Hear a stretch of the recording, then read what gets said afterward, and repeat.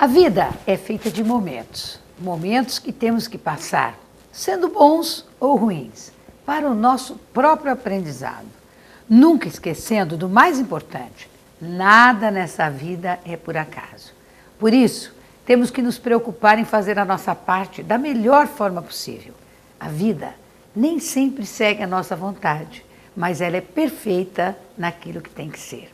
Gente, esta é uma frase, sabe de quem? Do médium Chico Xavier. E é com ela que nós começamos mais um Lado a Lado e sempre, evidentemente, muito feliz por estar aqui mais uma vez com vocês. E hoje nós vamos falar sobre política. Na última semana, o juiz Sérgio Moro condenou o ex-presidente Luiz Inácio Lula da Silva a 9 anos e meio de prisão. Segundo os advogados de Lula, a ausência de provas configura um ato de perseguição política, com a finalidade de impedir Lula de participar de qualquer processo eleitoral. Enquanto isso, desde que a denúncia da Procuradoria-Geral da República por corrupção passiva contra Michel Temer chegou à Câmara dos Deputados, o presidente intensificou o corpo a corpo com os parlamentares e fez do Palácio do Planalto uma extensão do Congresso. Levantamento feito pelo jornal Estado de São Paulo mostra que de 29 de junho até ontem, domingo, 82 deputados e 16 senadores foram recebidos pelo PMDBista. Um tempo muito curto para muita gente.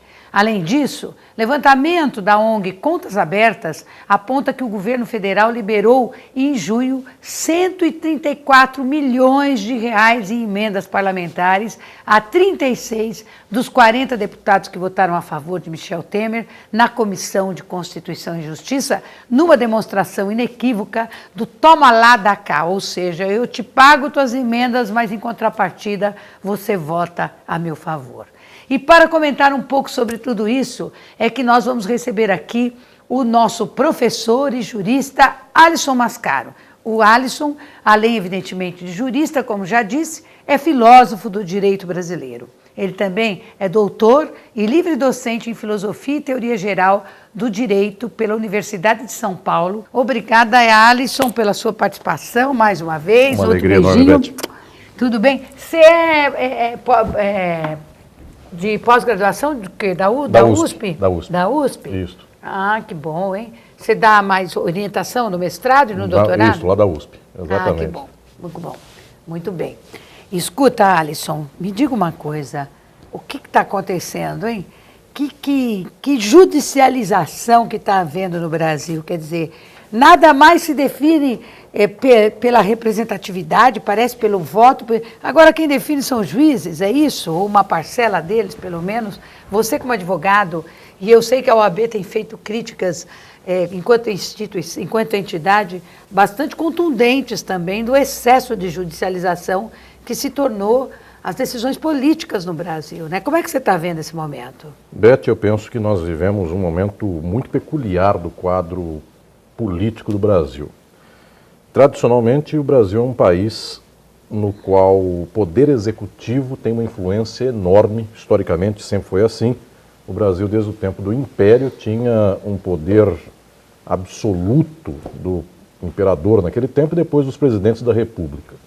Isto nós vimos também ao tempo da ditadura militar, a presidência da República tinha um papel fundamental, um poder extraordinário. Mas, nos últimos anos, nós estamos observando um dado muito peculiar. Nós estamos observando uma proeminência do Poder Judiciário de um nível que nós nunca tivemos na história do próprio país. Nós não percebemos, historicamente, um quadro com tal peso do Poder Judiciário, determinando, inclusive, as alternativas políticas da nação. Alguns dirão, isso está previsto na Constituição. É verdade, o Poder Judiciário é um dos poderes do próprio Estado brasileiro. Ao lado do Poder Executivo e ao lado do Poder Legislativo. É. No entanto, nós não tivemos historicamente uma proeminência tamanha de decisões judiciárias que implicassem tão profundamente a vida política nacional. Nós tivemos aqui uma espécie de chancela tácita, ao menos até o presente momento, ao impeachment da Presidenta da República. O STF não se pronunciou no mérito desta mesma questão. O que foi um absurdo, na minha opinião, o STF se omitiu. Exatamente. Se omitiu, não sei se você acha o mesmo.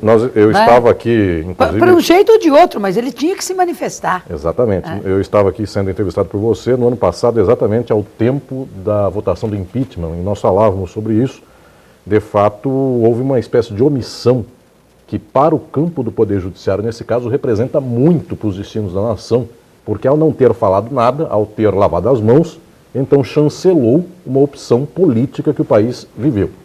Só que o caso do impeachment é talvez o caso mais simbólico, é a cereja do bolo, de um processo todo que está também nas bases do próprio Poder Judiciário. Então nós observamos a própria Operação Lava Jato e tantas outras dimensões do campo judiciário brasileiro interferindo diretamente na sorte política da nação. Claro, Beth, eu digo que não é somente o Poder Judiciário como mote próprio, como vontade própria de agir na política, só é possível que nós tenhamos essa proeminência porque também nós temos em conjunto um papel de louvor ao Poder Judiciário pelos meios de comunicação de massa. Sem isto não haveria tamanho poder do próprio mundo judiciário. E é interessante, por exemplo, que você vê o Tribunal Regional Federal da 4ª Região, lá de Porto Alegre, que é que vai julgar o recurso do ex-presidente Lula em relação à condenação que o Moro deu a ele. Já está virando, os juízes daquele tribunal já estão virando vedete. Quer dizer, já aparece nas grandes, a principal rede de televisão do país, né, já está colocando e botando os juízes e tal. Olha, esse juiz é assim, é assado, porque esse aqui costuma votar desse jeito, esse aqui costuma votar... Quer dizer, uma falta de... uma exposição que, na verdade, o que eu vejo em outros países, por exemplo, é que o Poder Judiciário dificilmente ele fica tão exposto como está sendo no Brasil. O Supremo dos Estados Unidos, você nem sabe, nem ouve falar, né? Porque as decisões são tomadas ali a portas fechadas, não tem esse negócio de você acompanhar ao vivo. Nem televisão eles podem ter. E é interessante que a televisão só mostra quando é algum julgamento que ela tem o total interesse, como foi o caso do julgamento do ex-presidente Lula, do julgamento não. Na verdade, quando o Lula foi questionado pelo Moro, que ela mostrou tudo que ela pôde, logo em seguida, né? Porque não pôde transmitir ao vivo. Né? Então eu penso, Beth, que nós temos de fato uma modulação para cima da exposição do Poder Judiciário, mas isso se deve, em uma certa medida, ao próprio Poder Judiciário. E daqui a pouco eu falo sobre isso. Há uma cultura judiciária no Brasil, de alguns anos para cá, de algumas décadas, que é fruto da Constituição de 1988. Esta Constituição apregoava de um modo muito candente, muito exposto, que o Poder Judiciário tinha um papel para a cidadania. Então, o Ministério Público, então os próprios magistrados, a própria OAB, se arrogaram a um papel de liderança na nação, que no começo, inclusive no pós-88, o Brasil vinha de uma ditadura militar. Este papel do mundo jurídico, Poder Judiciário, mas também o mundo jurídico lato sensu, Ministério Público, advocacia. Esse papel foi bastante progressista até mesmo. Foi a partir desse momento que nós conseguimos superar alguns dos entulhos do tempo da ditadura. O Raimundo Faoro, por exemplo, que foi presidente da OAB, né, teve um papel fundamental na abertura democrática, 70, né? Exatamente. Né, na luta pela abertura democrática, na luta contra a ditadura. E mesmo na década de 90, no pós-Constituição de 88, nós tivemos grandes conquistas que vieram do campo jurídico. De tal modo que, então, nós nos acostumamos a entender, isto o campo jurídico, a ideia jurídica se louva nesse sentido, nós começamos a construir uma dimensão de que o mundo jurídico e judiciário, por ser um mundo técnico e por ser um mundo que em algum momento foi progressista, ele tinha que ter um papel de proeminência em face dos poderes executivos e legislativos do país, que em grande medida estavam reféns ainda do atraso. Então, seria raro, naquele momento, nós observarmos conquistas legislativas, era mais fácil observar tudo isso pelo campo do Poder Judiciário. Tanto assim que o STF do Brasil, na sua atual conformação, que vem dos anos Lula e Dilma, é um STF que, para algumas questões, inclusive do campo dos costumes, ele se louva como um STF progressista. Sim. No entanto... E, de fato, teve julgamentos importantíssimos. Um deles, por exemplo, a questão do uso das células-tronco. Sim. Né? Que foi fundamental, porque... E tantas outras dimensões que o STF teve um papel progressivo. A união civil de pessoas do mesmo sexo, homoafetiva. Então, todas são questões que foram postas e eles tiveram, de fato, uma decisão bastante avançada. Mas, nesse sentido, o uso do cachimbo entorta a boca. E nós tivemos, historicamente, nestas décadas, um louvor dos poderes judiciários e do mundo jurídico pelo grau de importância e de progressismo que isso representou para o país. Sim. Quando isto chega no ponto nevrálgico da corrupção, nós tivemos um país inteiro que estava acostumado a louvar o judiciário, e inclusive esse caráter progressista do judiciário, e quando este mundo jurídico, o judiciário junto com os outros campos jurídicos, quando isso encontra o combate à corrupção, de início nós não entendemos que poderia haver aí um jogo político estrutural maior do que aquele próprio do mundo jurídico judiciário de combate à corrupção em stricto sensu.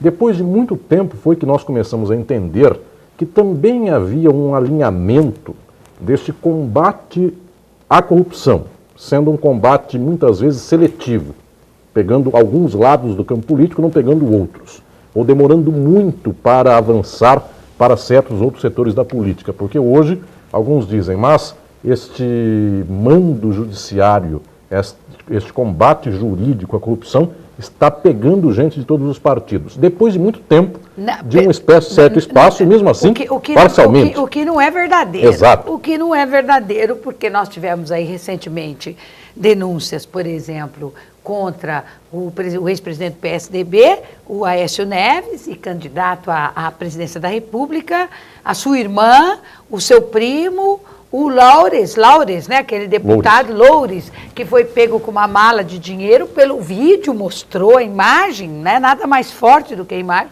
e todos eles estão soltos e sem perspectiva. O Aécio, por exemplo, todas as denúncias que chegam contra ele no Supremo, o Gilmar Mendes arquiva. E eu não estou dizendo isso pelo fato de proteger um... Eu sempre digo aqui, várias vezes disse em outros momentos do programa, pau que bate em Chico, bate em Francisco. Quer dizer, você tem que ter as mesmas regras, elas têm que valer para todo mundo. Ela não pode ser mais rigorosa para um e mais amena para outros. Isso não é justiça. E isso nós vemos como um grande defeito do mundo jurídico e judiciário, mas é um defeito que se revelou a posteriori. No início não se dizia assim, e nós tivemos, inclusive, uma dificuldade em entender os defeitos e os vícios do mundo jurídico e judiciário, inclusive porque, para certos setores dos meios de comunicação de massa, interessava que fosse assim. Interessava que nós tivéssemos um corte seletivo no próprio combate à corrupção. Justo. Mas, mais importante, Beth, eu penso que nós estamos deixando de lado, talvez, o ator central pelo qual nós temos hoje uma proeminência jurídica e do judiciário, pelo qual os meios de comunicação de massa têm uma associação direta também com este tipo de horizonte jurídico judiciário. Eu penso que a grande questão pela qual nós estamos passando esse momento do país é o total alinhamento do capital brasileiro, e mais que isso, impressionantemente, do capital internacional, a certos interesses judiciários e políticos do país. Sim. É impressionante o quanto nós temos de alinhamento pelo qual o combate à corrupção destrói as empresas capitalistas do Brasil que mais estavam se projetando no plano internacional. É o caso da Petrobras, que é o caso da Petrobras, é o mais simbólico deles, exato. Mas também aquelas que disputavam o mercado de carne, de proteína animal. Porque o fato de você combater a corrupção, você combate as pessoas, não as empresas. As empresas têm que ser mantidas vivas. Você pune, então, os dirigentes dessas empresas se eles erraram e se for comprovado os desvios, as irregularidades, as ilicitudes. Agora, você não pode punir as empresas, a pessoa jurídica, porque você quebra um país. O Brasil hoje está numa situação econômica dificílima. Sim, e aí nós observamos o quanto esse interesse se alinha com grandes interesses internacionais, ou seja, a Petrobras é uma grande player do mercado do petróleo, e ela passa a ser destruída sistematicamente nas suas bases. As construtoras brasileiras tinham um mercado internacional naquilo que nós chamamos de mundo em desenvolvimento, América Latina, África. Era um mercado em franca expansão. Esse mercado é abruptamente cortado e isso tem benefício de outras Claro, empresas. Eu concordo de outros países. plenamente com isso. Eu acho que tem uma pressão fortíssima do capital internacional sobre isso. Só vou te dar um exemplo da questão do pré-sal, né?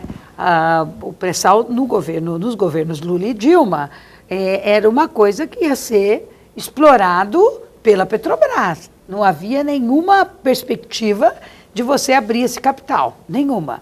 Hoje você tem interesses da Chevron, que é uma multinacional da área do petróleo, talvez uma das maiores do mundo, e tantas outras. A Total da França Exatamente, pegou petróleo e para tantas ela. outras, e o governo falou, não, pode. E a Petrobras está tão enfraquecida que ela não consegue mais se impor diante dessas pressões todas. Então, o que nós verificamos, no final das contas, é uma espécie de alinhamento muito brutal entre determinados interesses do capital internacional, do capital brasileiro, e um certo plano político, um certo plano de mídia. Mas você acha que o Moro material, quer dizer, como é que funcionou isso? Por isso que eu fico bastante desconfiada, vamos dizer assim. Um juiz de primeira instância de Curitiba, de um estado, né, que não é um estado do ponto de vista político, não é um Rio de Janeiro, não é uma São Paulo, não é uma Brasília, né, mas que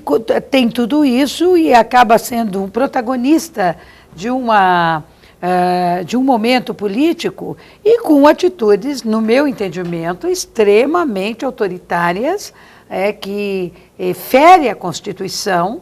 Eu falei isso várias vezes, no meu entendimento, em vários momentos, decisões dele, na minha opinião, estava rasgando a Constituição, né? Fere o Estado de Direito, né? E impede a ampla defesa que qualquer ser humano que é acusado de um crime, seja ele qual for, tem direito no Brasil e em qualquer lugar no mundo, salvo em países autoritários, né? Onde, lá na Coreia do Norte, você comete um crime, o ditador já manda te matar, já te encosta no paredão e passa fogo. Agora, o Brasil tem uma tradição já democrática. E como é que no Estado democrático de direito você tem um juiz que tem decisões que fere tanto esse Estado democrático de direito e as garantias individuais? Eu tenho falado muito a esse respeito para tribunais, para avaliações, inclusive do Ministério Público, das OABs do país. Eu penso que nós temos que ter algum grau de segurança pelo qual não podemos afirmar que haja uma espécie de linha de comando internacional para o Poder Judiciário do Brasil.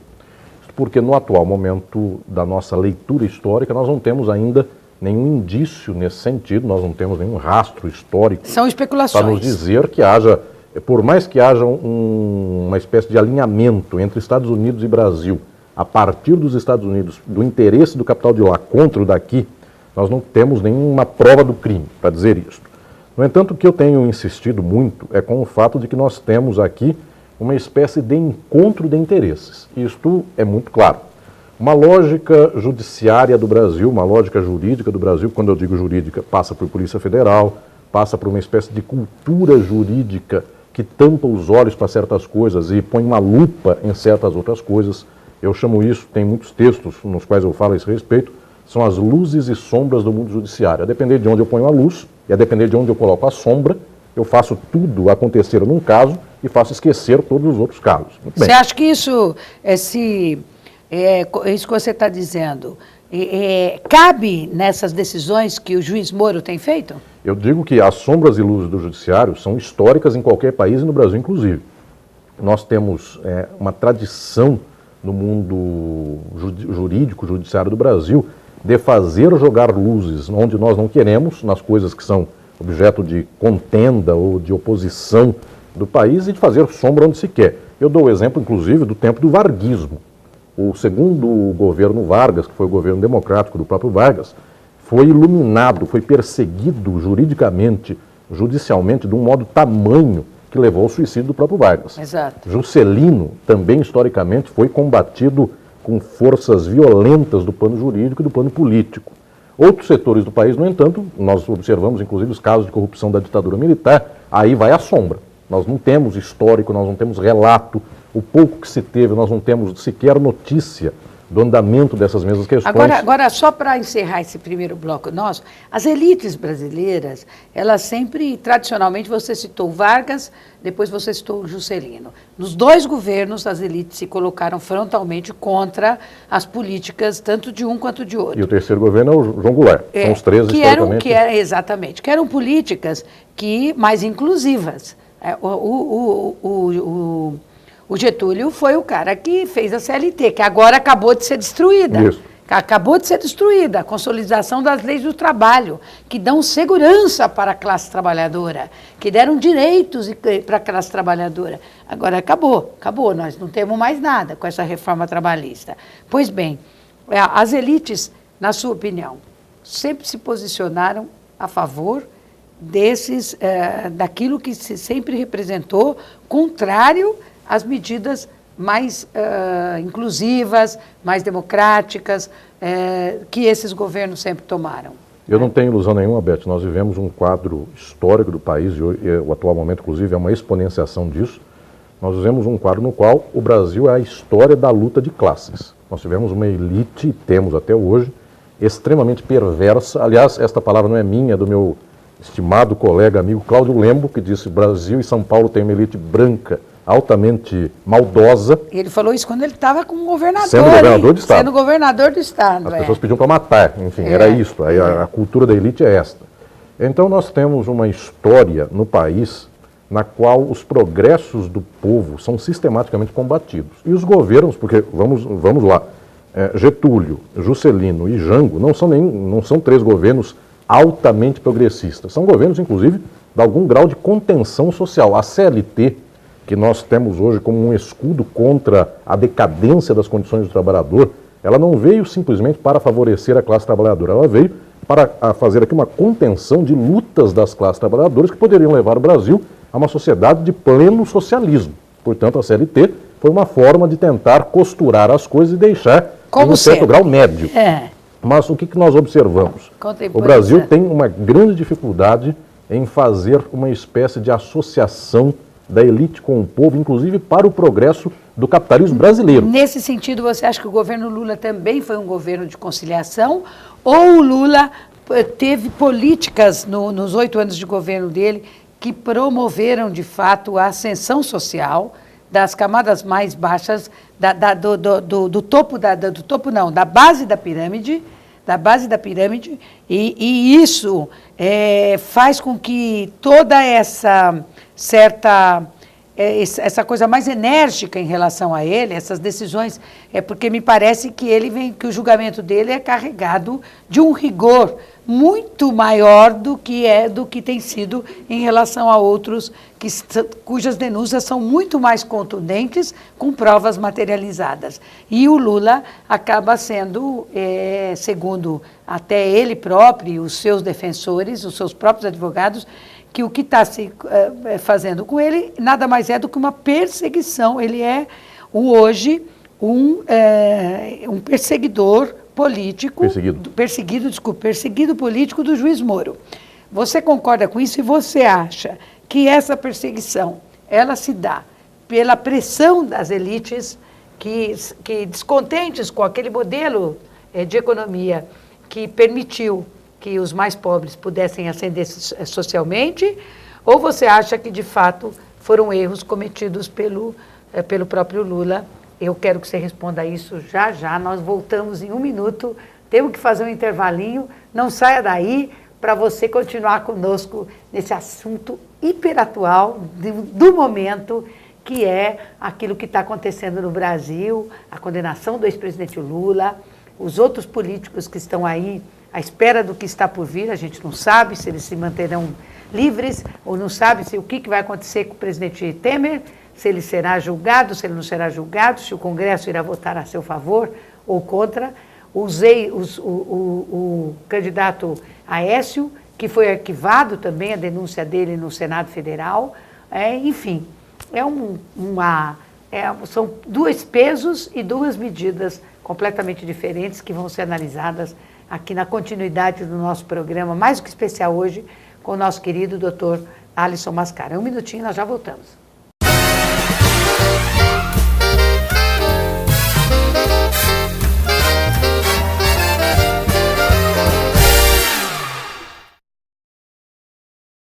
A diferença de comprar no supermercado Big Bom é o atendimento, preço e variedade. No açougue temos carnes fresquinhas todos os dias, além das frutas, legumes e verduras, com preços especiais. Nas compras acima de R$ 150, parcelamos em até 3 vezes no cartão. No Big Bom é assim, você se sente em casa.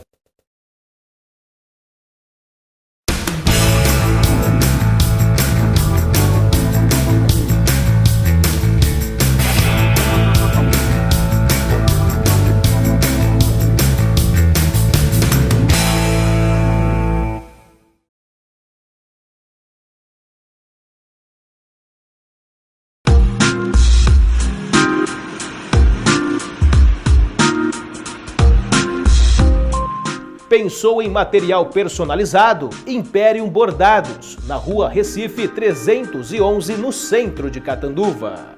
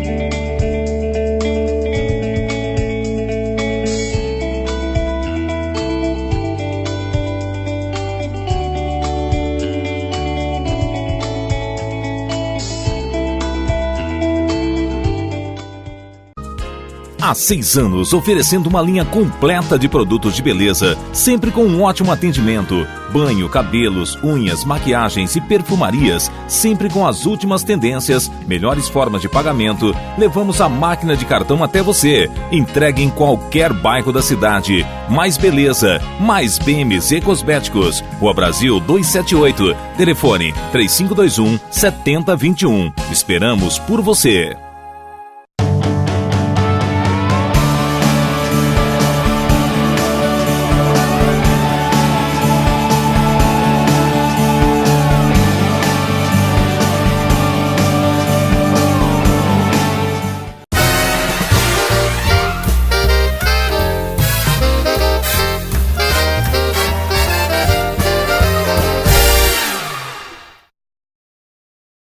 Bem, voltamos ao nosso segundo bloco e eu já havia feito uma pergunta para o Dr. Alisson e o que você me diz disso? Beth, eu penso que a análise do que se passa com o próprio ex-presidente Lula e com os tempos do lulismo no governo, que envolve tanto o ex-presidente Lula quanto a ex-presidenta Dilma, nós precisamos separar algumas dimensões deste processo e do entendimento que a sociedade tem sobre os anos do PT no governo federal.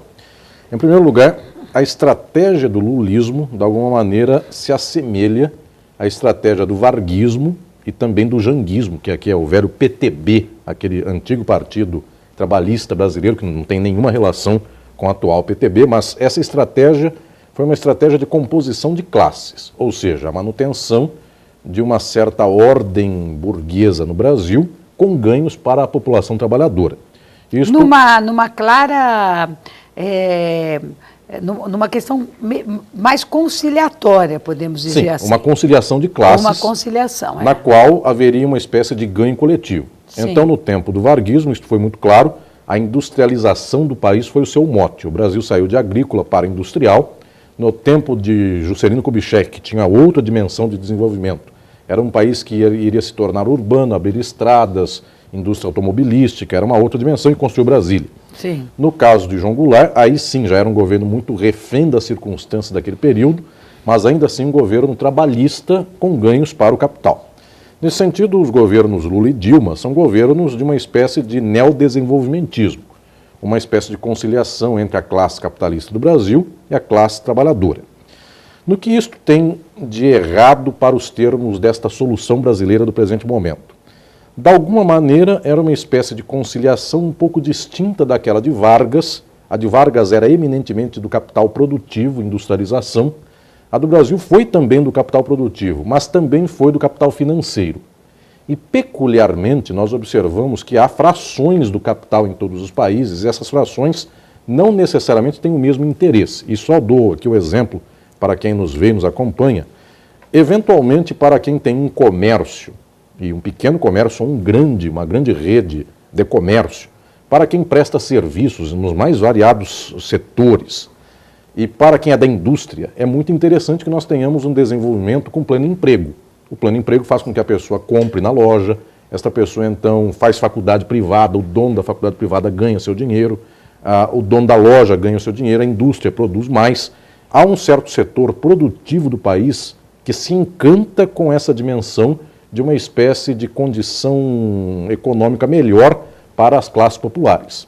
Do outro lado, há setores que são basicamente do capital financeiro, dos mercados especulativos, que tem uma lógica econômica capitalista também, mas distinta dessa do capital produtivo.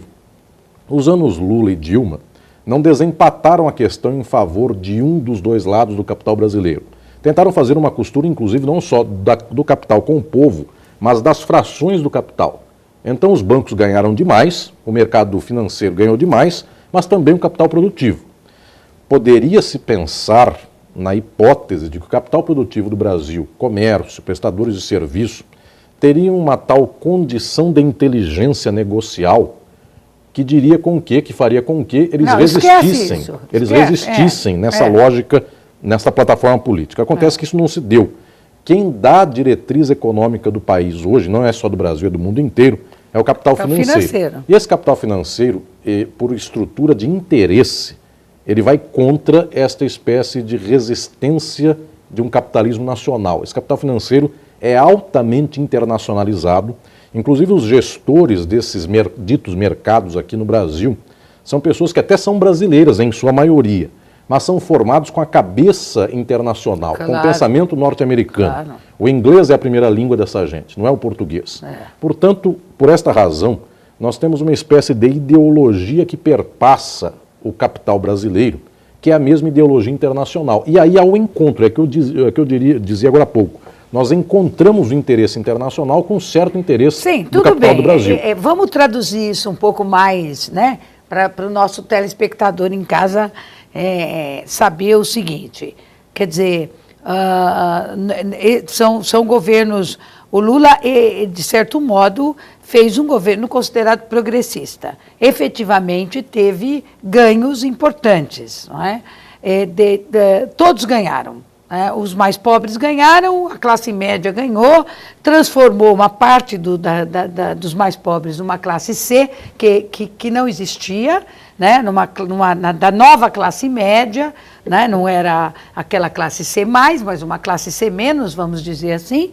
E, mesmo assim, manteve as elites bastante satisfeitas do ponto de vista que a sua produtividade, seus ganhos, a sua lucratividade, seja em qual ramo fosse, seja no ramo financeiro, seja no comércio, seja na indústria, seja na agricultura, ganharam muito no governo. Muitos até um Você encontra pessoas que falam, olha, eu nunca ganhei tanto quanto eu ganhei no governo do Lula. Né? Isso foi um dado concreto. Vem o governo da Dilma, um governo, esse sim, com uma cara mais nacionalista, né? De preservar mais a indústria nacional, de defender mais a indústria nacional, aquilo que era do Estado, etc., etc. Né? Numa ação contra qualquer tipo de privatização, enfim. A Dilma, ela nesse sentido, ela é muito mais nacionalista do que foi o Lula. O Lula quase não foi, pelo contrário. Pois bem, aí hoje nós temos todo esse processo de denúncias, esse denuncismo todo, né? A corrupção, o combate à corrupção, nós já dissemos aqui e reafirmamos, todos nós somos favoráveis a se combater a corrupção. Agora, não pode combater a corrupção e destruir o país, não é? Porque aí as coisas não caminham.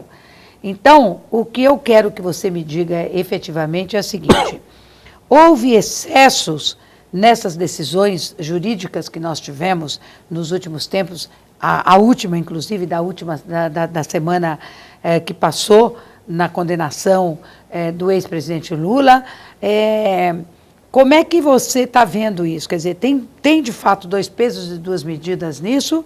E o que se pode fazer para poder voltar a se respeitar o Estado de Direito e as garantias individuais das pessoas? Beth, seguindo nessa sequência de reflexão, eu penso que o decisivo, o mais importante pelo qual nós vivemos o atual momento do país, de fato, é uma certa lógica e um certo interesse do capital, volto a dizer aqui, financeiro brasileiro e internacional. Eu penso que aqui é o ponto-chave. A decisão sobre o que o país teve como caminho é uma decisão que foi tomada por pouquíssimos grandes poderosos do país. Mas, poucos bancos e poucas pessoas. Então, você acha que a condenação do Lula, por exemplo, ela é ligada a isso? Agora, como é que isto chega a coisas como condenação do ex-presidente Lula e, enfim, e o quadro jurídico do país no momento?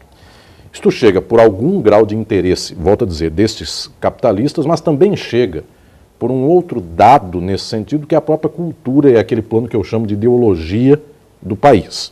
O Brasil, tal qual os Estados Unidos também são desse modo, as nações, todas elas, de alguma maneira, têm esse perfil. O Brasil tem uma cultura muito própria. Esta cultura do país louva o rico contra o pobre. É uma cultura racista, inclusive. Louva o branco contra o negro. Louva, portanto, uma certa dimensão que constitui o arcabouço de entendimento das pessoas. Louva ainda o homem contra a mulher. Louva o homem contra a mulher e etc. Muito bem. Nesse quadro, o que nós temos como fundamental? Nós temos uma perspectiva pela qual é insuportável a certos setores da elite da classe média que o pobre ascenda ao poder. Portanto, a figura do ex-presidente Lula, ela representa psicanaliticamente para a sociedade brasileira algo de muito chocante. Soma-se a isto a sucessão do ex-presidente Lula veio por uma mulher, primeira presidenta da República mulher. Ou seja, nós temos um quadro no qual, para certo grau de conservadorismo do país, o pobre é o bandido sempre, não é o rico. Então, culturalmente, o mundo judiciário, inclusive, vê muito mais pobre na cadeia do que rico. Nós não temos uma cultura... E muito mais negro do que branco. Muito mais negro do que branco. De tal modo que, para esta cultura judiciária, é muito mais lógico tentar encontrar crime no ex-presidente Lula do que em outros políticos do país que tradicionalmente são homens do poder, homens brancos, o Lula também é. E que são fruto da elite. E, no entanto, não veio da elite. Portanto, nós temos um outro grau de dimensão nesse caso. Eu penso que nós não podemos descartar de modo nenhum um certo grau de cultura, que é uma cultura média no país. Eu não consigo, inclusive, dizer que é uma cultura exclusivamente da elite. Essa cultura é da elite como origem, mas perpassa o povo inteiro. Este louvor do dinheiro, este louvor do mundo masculino contra a mulher, este horror que se tem, por exemplo, até hoje no país contra o feminismo, que é algo tão simples e que a sociedade não consegue deglutir. Tudo isso que nós verificamos, por exemplo, contra a Dilma. A ideia de que a mulher não pode governar porque ela é do ar, ela não é do espaço público. Isso é uma tragédia nacional que vem de baixo acima, vem da elite e chega ao povo. Eu penso que este grau de dimensão cultural dá muita explicação, dá muito carreia, muita razão para aquilo que é o nosso atual momento. Mas, claro, nada disso seria decisivo, volto a dizer, se não houvesse aqui uma confluência de interesses estruturais do capital do Brasil. Quando juntam os dois, nós estamos, então, no quadro que vivemos na atualidade. E você acha, por exemplo, na sua opinião, condenar o Lula, parece que foi bem milimétrico isso, vamos condená-lo agora, porque aí vem o recurso, aí dá tempo desse recurso ser julgado para tentar tirá-lo fora. Você acha que, fundamentalmente, a condenação do Lula visa a retirada do Lula da disputa de 2018 ou as coisas não estão interligadas? Sim, o quadro, o jogo político é todo este para fazer com que nós não tenhamos a figura do ex-presidente Lula como candidato em 2018. E haja vista que ele tem hoje a preferência nacional, todas as pesquisas indicam isso, Datafolha, Ibope, Paraná Pesquisa, enfim, todos, o Vox Populi, todas colocam o Lula com uma dianteira, inclusive, bastante expressiva, para quem, inclusive, sofreu tantas críticas por parte dos grandes meios de comunicação, dos grandes veículos de comunicação, pela mídia. Então, você acredita que isso, de fato, pesa nas decisões jurídicas contra ele? Pesa, inclusive, porque o mundo jurídico-judiciário não podemos imaginá-lo, esse mundo do direito, como um mundo de imparcialidade ou de leitura estrita da norma jurídica.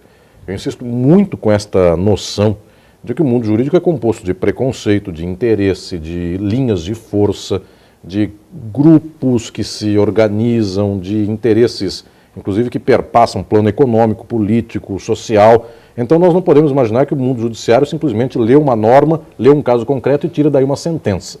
No mundo jurídico se chama, essa técnica imparcial, se chama subsunção de casos concretos à norma. Nós depois damos essa justificativa. Nós encontramos num fato concreto uma certa norma que se refere a esse caso. Mas isso é a posteriori, porque a princípio toda a vida jurídica, e aí eu não falo simplesmente para os grandes casos, eu falo no dia a dia. Desde o policial que se depara com um certo ato que pode ser crime ou não, o delegado, o magistrado, o Ministério Público, o advogado, toda a cultura jurídica é feita de algum grau de interesse, algum grau de relacionamento, algum grau de linha, inclusive aqui, de relação social, e isso no plano pequeno e no plano grande. Claro que no plano maior nós poderíamos dizer, mas aí há as luzes que iluminam inclusive os defeitos de uma sentença, ou iluminam os interesses por detrás dessa questão. Só que num plano muito pequeno, porque nós vivemos uma espécie de quase monopólio da mídia. Então, agora, quando você condena alguém, e essas provas são tão frágeis, quanto no caso do ex-presidente Lula, da questão do triplex. Quer dizer, não tem nenhum documento que comprove, não tem o triplex no nome dele, tem uma foto que você não sabe onde é que é, né, dele com o empresário Léo Pinheiro, que, diga-se de passagem, não é nenhum poço de moralidade, pelo contrário, é um cara que teve problemas seríssimos. Então, quer dizer, como é que uma condenação pode ser baseada numa delação? Ou seja, é a mesma coisa eu chegar lá para um juiz e falar, olha, o Alisson matou alguém. A senhora tem prova? Não. A senhora viu a arma? Não. A senhora tem alguma coisa material, fez exame nas mãos dele, viu se tem pólvora, viu se não sei o quê, ele estava na hora do crime no lugar, não tem nada disso. Mas mesmo assim, a palavra de alguém passa a ser dada como verdadeira. Como isso não vai interferir, inclusive, em novas decisões judiciais, no momento em que você faz uma condenação com base nesse instrumento, né, da delação premiada, que, aliás, é um recurso muito recente na vida jurídica do país. Adotado, não sei por quem, mas é estranho essa questão, porque você prende uma pessoa, deixa ela lá 6 meses, 8 meses, 1 ano, e a prisão não é uma coisa boa para ninguém, eu acredito, né? Então, e aí chega uma hora que a pessoa delata até a mãe, porque como é que ninguém quer ficar preso, né? Então, e o que você acha disso tudo? Inclusive dessa questão da delação premiada. A delação é um instituto importado dos Estados Unidos para uma cultura jurídica que nós não tínhamos no Brasil, algo similar a isto. Interessa, volto a dizer, a certos setores da sociedade contra outros. Muito bem, mas neste quadro do que nós vemos como flagrante injustiça do país no mundo judiciário, a pergunta é, quando é que nós damos um basta nesta lógica de horrores ou nesta lógica de parcialidades do mundo judiciário? Nesse sentido, eu sou muito cético e eu sou muito pessimista. Todas as sociedades vivem um direito que é exatamente uma parcialidade. Se nós formos observar historicamente, um país escravagista como o nosso, um país no qual historicamente é o pobre que está aprisionado, as causas desta prisão em massa na história do país, no plano judiciário, são causas injustas de todo sempre. E nós não nos levantamos historicamente no Brasil, como também os Estados Unidos não se levantam contra esse encarceramento em massa, essa indústria da punição, essa indústria injusta da punição que tem lá e tem aqui. Claro. Então, eu não penso que na atual circunstância, inclusive, do mundo ideológico da nação, nós tenhamos força para nos levantarmos contra esse estado de coisas. Por mais que nós venhamos a dizer que as delações não são prova, que isto é uma estrutura, inclusive, de forçar, é quase uma tortura psicológica, prender para fazer com que alguém entregue o que se quer. Claro. É um direcionamento, inclusive, das provas no mundo judiciário. Muito bem, quando é que nós poderíamos dar um basta a isso? Quando a própria sociedade entendesse, então, sistematicamente, que nós vivemos um mundo no qual a estrutura jurídica não é desejada. Essa estrutura jurídica não é desejada. Pelo contrário, Beth, eu vejo que nós vivemos um mundo no qual as bases da cultura da sociedade brasileira, infelizmente, são bases que louvam esse mesmo padrão. Vejamos nós, você mesma na própria Assembleia Legislativa se defronta com isso muitas vezes, a dificuldade que nós temos ainda hoje em defender os direitos humanos. São estruturas que para a sociedade são mal compreendidas e infelizmente para boa parte da população são objeto de ódio. As pessoas odeiam o respeito então a garantias, o respeito à dignidade da pessoa no plano judiciário. Claro. Então, se nós não operarmos uma mudança brutal, eu diria, inclusive estrutural e sistemática, no modo pelo qual nós entendemos as funções políticas na sociedade, muito dificilmente nós conseguiremos fazer com que, em alguns casos concretos, nós revertamos na opinião média da população aquilo que, no quadro geral, se pensa o contrário. Infelizmente, portanto, a luta é muito grande nesse sentido. Então, não tenho dúvida a esse respeito. E acho que passa, inclusive, pela questão da educação, da gente mudar a cultura do povo, não é? Para que as pessoas possam ter um outro olhar, um outro pensamento, para que essa questão do ódio, a gente não tenha isso se manifestando todos os dias do nosso cotidiano. É um ódio que se manifesta na política, é o ódio que se manifesta no campo de futebol, é o ódio que se manifesta nas ruas, é o ódio que se manifesta... Hoje mesmo, vindo para cá, eu estava vendo uma matéria de um advogado negro que foi impedido de entrar ontem num bar em Curitiba, pelo fato dele ser negro. Ele estava vestido com um terno preto, né, uma camisa, uma gravata, não pôde entrar porque, segundo as pessoas que estavam na portaria, ele poderia ser confundido com um segurança. Ele, muito pacificamente, foi embora para casa e colocou nas redes sociais. Ainda bem que ele colocou nas redes sociais, porque imediatamente a reação foi... Pelo menos a gente tem ainda um percentual de brasileiros que é sensível, que é carinhoso, que tem solidariedade, que tem senso de justiça. Porque tem uma parcela, infelizmente, hoje, que está tomada pelo ódio, pelo rancor, pela violência, e isso não vai nos levar, infelizmente, a lugar nenhum. Mas nós vamos voltar no nosso último bloco, já, para falar aí sim um pouco do governo Temer e do que a gente está aí, qual o cenário que nós podemos esperar das denúncias que não param do presidente da República, cada hora chegam novas denúncias, e como é que o Congresso está reagindo diante disso tudo. Nós já voltamos, num minutinho.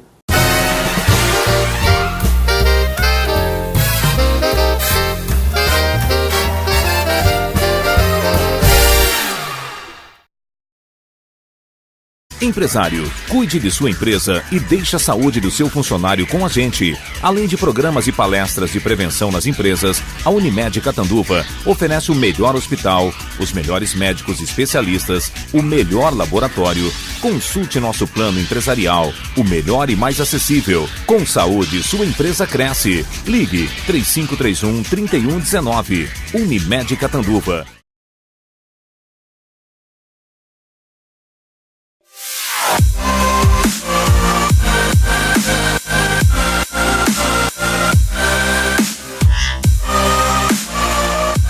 Planeta Surf, agora em novo endereço, Rua Rio Claro, número 231.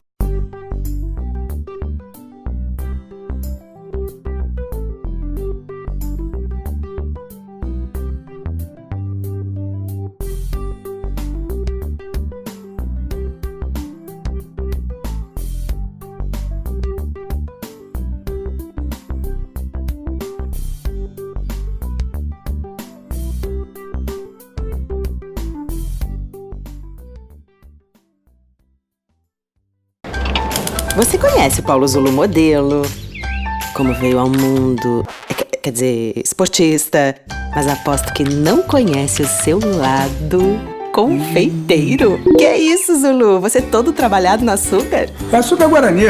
O que não pode é ficar parado. Bora se mexer? Ô Zulu, explica esse negócio de açúcar direito. Eu também posso? Descubra em guaranimaisqueaçúcar.com.br. Guarani, mais que açúcar. Will Flores, flores para todas as ocasiões, decorações de casamentos, 15 anos, formaturas e todos os tipos de eventos. Cesta de café da manhã, bichos de pelúcia e muito mais. O nosso atendimento é personalizado. Oferecemos os melhores preços da cidade. Confiram. Will Flores, presente em todos os momentos de sua vida. Acesse nossa fanpage no Facebook e nosso site willflores.com.br.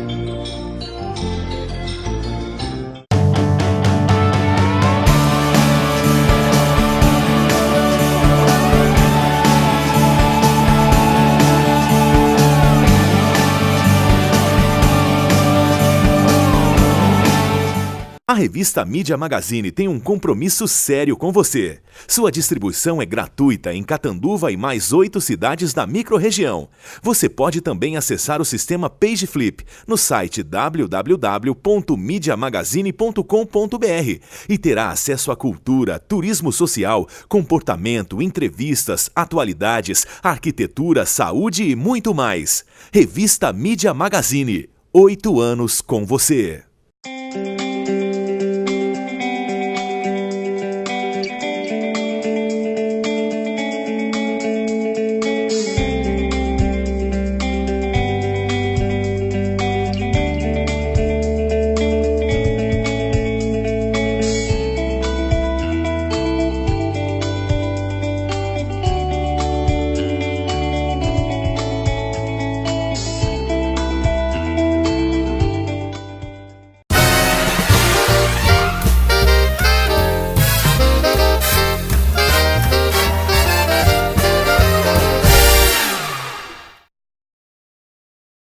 Voltamos com o nosso último bloco e eu queria aproveitar nesse bloco para fazer o seguinte provocação para você. Durante o período de impeachment da Dilma, nós tivemos assim milhares de pessoas nas ruas pedindo impeachment da Dilma, etc., pela pedalada fiscal, que nada mais é do que você usar o recurso de um órgão do governo para outro. Ela usou um recurso do Banco do Brasil para outras ações dentro do governo e depois pagou, mesmo assim, com base num parecer do Tribunal de Contas da União. Foi uma motivação, na verdade, uma motivação muito ordinária, vamos dizer assim, né, que levou ao impeachment da presidente Dilma e levou as pessoas para as ruas. Uma parcela da população foi para as ruas pedindo a queda dela.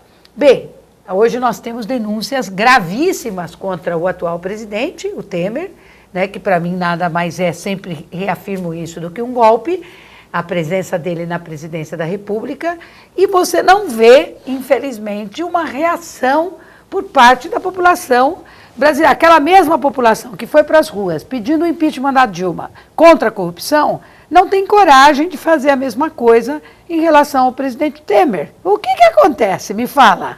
Beto. Você que é um grande pensador, filósofo, professor da USP, etc., e um jurista bastante respeitado aqui no nosso estado.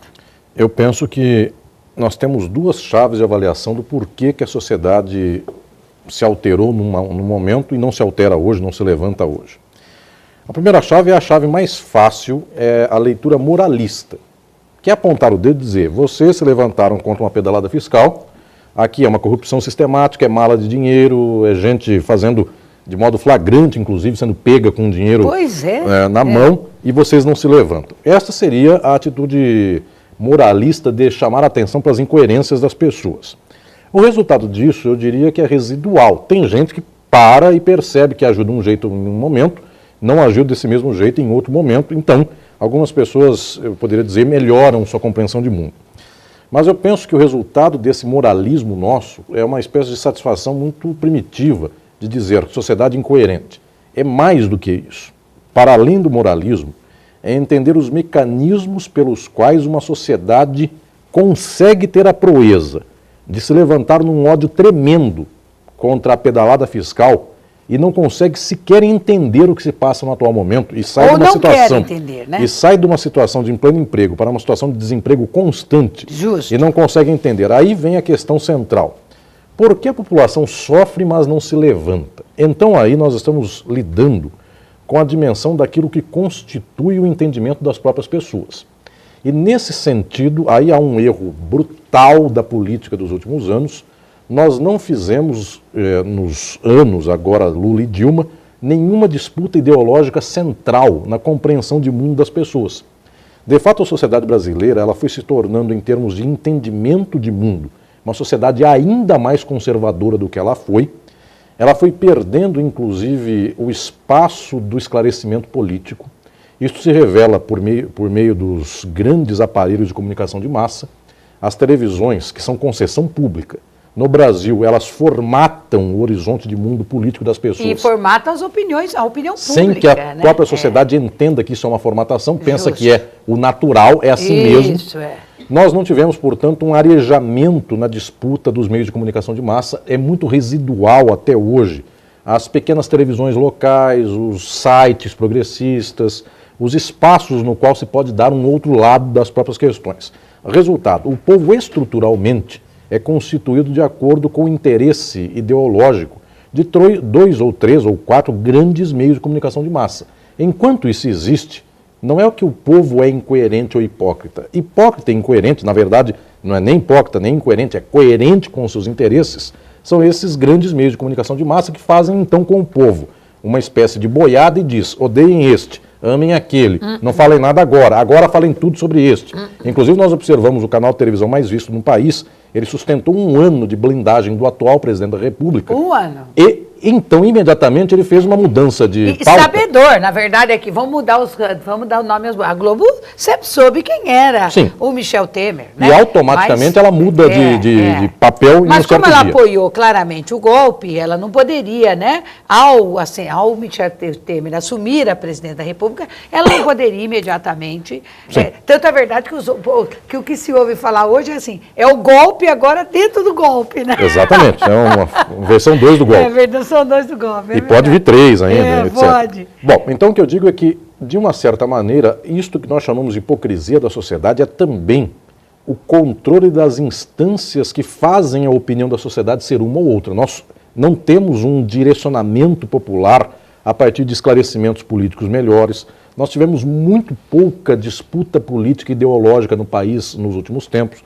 Talvez os tempos do final da ditadura tiveram uma espécie de movimentação geral da sociedade brasileira em favor da democracia. Então, a pauta da Constituição de 88 foi algo que unificou boa parte da população. Nunca totalmente, mas boa parte da população. De lá para cá, nós tivemos uma espécie de erosão desta politização social. Em troca do quê? Em troca do consumo.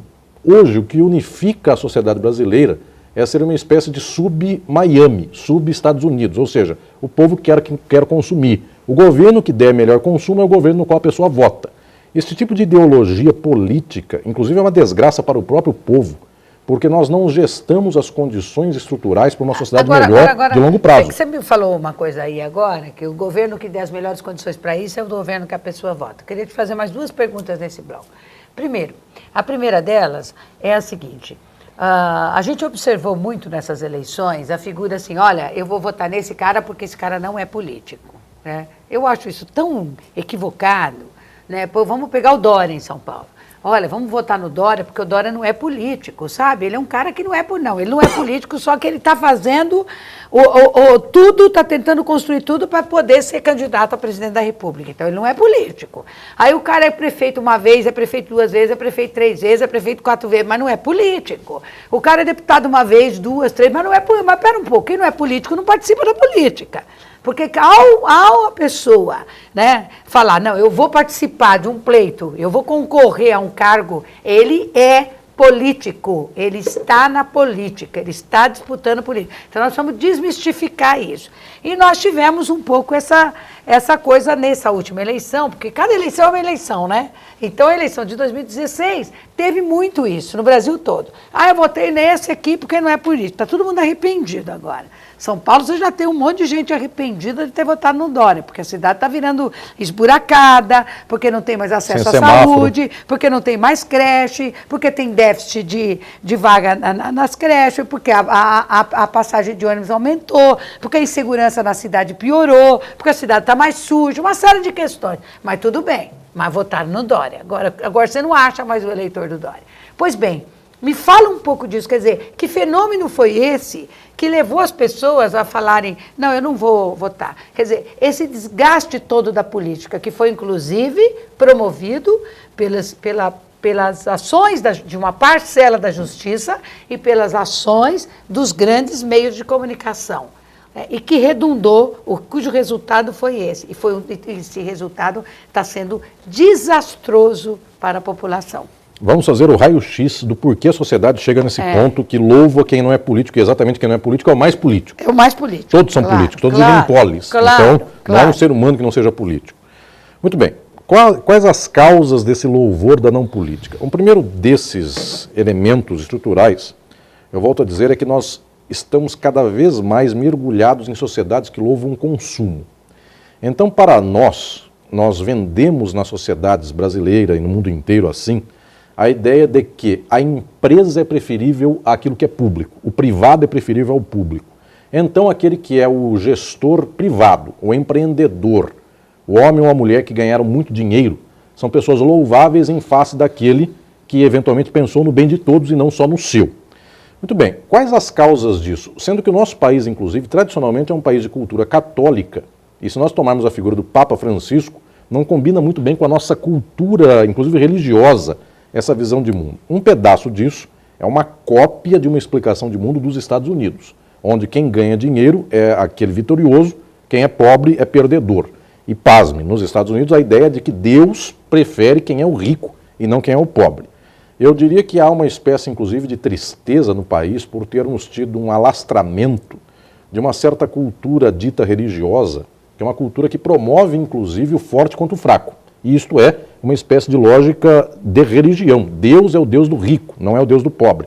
Nós tivemos uma espécie de mudança cultural no país, nesses últimos 30 ou 40 anos, nós não acompanhamos, nós não entendemos de modo correto esse fenômeno, mas o fato é que hoje dizer de Deus é dizer em geral do poderoso contra o fraco. Então, é um Deus que as pessoas põem na boca dele o pior do ódio, é um Deus que odeia o deficiente, é um Deus que odeia os comportamentos sexuais alternativos, ou seja, isso é o mundo religioso de hoje. O Brasil é um país que se tornou mais conservador do que já era nesse nível. Mas isso é o pior na religião, óbvio. Né? Muito bem. Você colocar Deus nesta lógica é um horror, né? Agora, isto é um dado cultural do país, é um dado pelo qual, então, o capital é preferível a qualquer dimensão pública. Nós precisamos investir profundamente contra esta derrocada de compreensão do país e voltar a tratar aquilo que é de todos, aquilo que é o benefício comum, esta generosidade, fraternidade, que são princípios de uma sociedade socialista. Isso é muito mais preferível do que esta competitividade na qual alguém ganha e o resto perde. Beth, é impressionante como hoje no país ainda a palavra capitalismo soa muito melhor para o ouvido das pessoas do que a palavra socialismo. Ou seja, a ideia de distribuir, a ideia de dividir, a ideia que todos possam ter a comida, a casa, o pão, a educação. As pessoas têm ódio disso e a ideia de que alguém tenha tudo e o resto não tenha nada, isso para a cabeça das pessoas é o certo, é o correto, é assim que tem que ser. E quem não tem nada porque é vagabundo. Exatamente. Então eu penso que isso explica um pedaço das eleições, isso é que é duro, inclusive do ano passado e do atual momento. Ou seja, alguém que não é político, mas alguém que teve todo o dinheiro do mundo é melhor do que aquele que não tem nada. Portanto, é um certo sistema de explicação da realidade. Outra causa, é a causa muito primária, muito clara nesse sentido, volto a dizer, nós vivemos cada vez mais uma concentração dos mecanismos de informação da sociedade, pela qual, então, pouquíssimos meios de comunicação de massa dizem quais são os bons, quais são os ruins. E isso, inclusive, é tão chocante que a própria televisão, ela consegue construir um sistema pela qual, as revistas fazem isso, a pessoa que é odiada politicamente no momento, ela é tirada, a foto dessa pessoa é tirada pelo pior ângulo possível, ela, inclusive, o Photoshop estraga essa pessoa, e aquele que é o desejado do momento é a pessoa sempre sorrindo, sempre a melhor, sempre a pessoa mais bonita, ou seja, nós manipulamos a sociedade de um modo muito claro.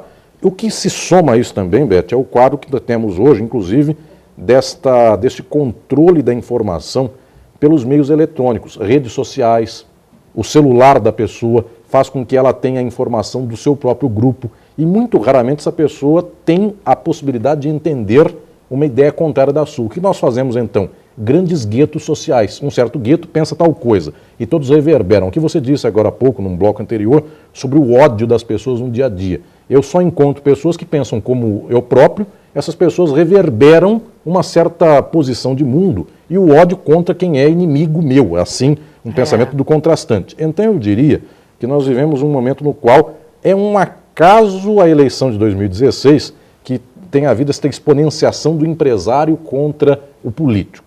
Mas não é um acaso que nós tenhamos a figura do ódio àquilo que seja a distribuição de renda, a distribuição de riqueza. O empresário que é político. O empresário, aliás, que sempre se locupletou da política para se beneficiar, para construir o seu patrimônio.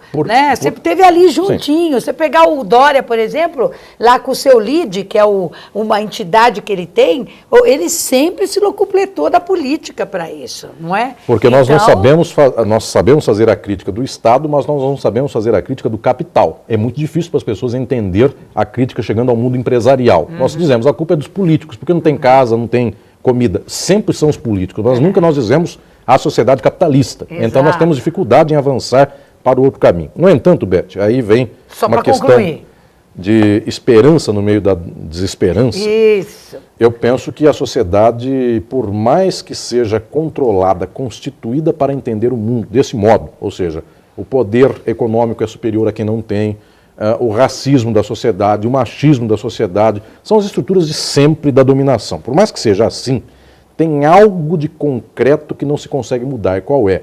A sociedade em algum momento percebe na pele, no sofrimento do desemprego, da falta de condições, da falta de oportunidade para ter uma casa, para ter a educação dos filhos, etc. e tal. A sociedade percebe que o discurso não corresponde a um grau da sua própria vida vivida concretamente. Então a minha esperança é que, embora nós não tenhamos feito uma espécie de arejamento dos meios de comunicação de massa, embora a disputa ideológica da sociedade seja extremamente perversa para as lutadoras e lutadores em favor do povo, porque, volto a dizer, é uma constituição ideológica em favor dos poderosos e não dos pobres. Embora tudo isso, mas há a dimensão do sofrimento concreto das pessoas, e a sociedade chega um tempo, isso se vê em muitos povos do mundo, que por mais que nós venhamos a blindar a cabeça das pessoas dizendo é assim que tem que ser, não pense de outro modo, haja de tal maneira, por mais que isso aconteça, o povo não aguenta viver nessas mesmas condições. Claro. Então as sociedades, que eventualmente elas estão blindadas, parece que elas são perfeitamente dominadas e permanecem do mesmo modo e repentinamente tudo isso muda. Porque, na verdade, nós construímos um castelo de opressão para a sociedade, mas os pés são de barro. Ou seja, quem sabe em algum momento a sociedade acorda e percebe que esse sofrimento deve ser mudado em benefício da própria sociedade. E você muda isso com a política, né? Bom, eu agradeço demais sua participação aqui conosco. Beth, uma grande alegria. Muito ilustrativo, sempre nos trazendo informações preciosas, um debate importante que o Alisson Mascaro nos proporciona aqui no nosso programa Lado a Lado.